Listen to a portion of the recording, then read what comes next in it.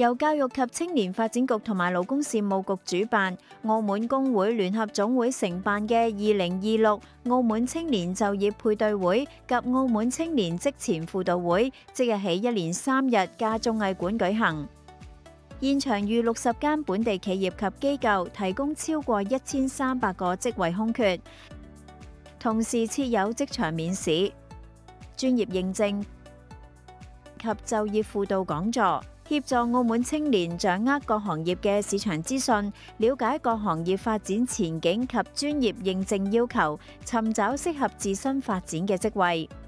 現場吸引大批本澳青年參與。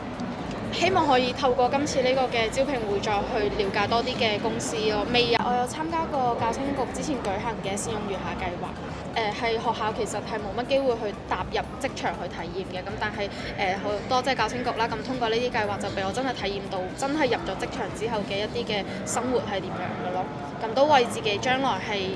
可以做一做準備，打好一啲嘅基礎。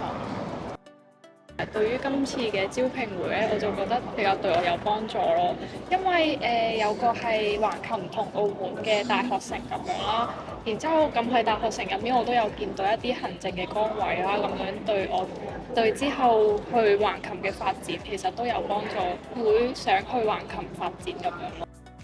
特區政府將繼續開展全方位支援青年學業、就業及事業發展，培育社會所需人才，透過跨部門協作，為青年構建完整支援鏈。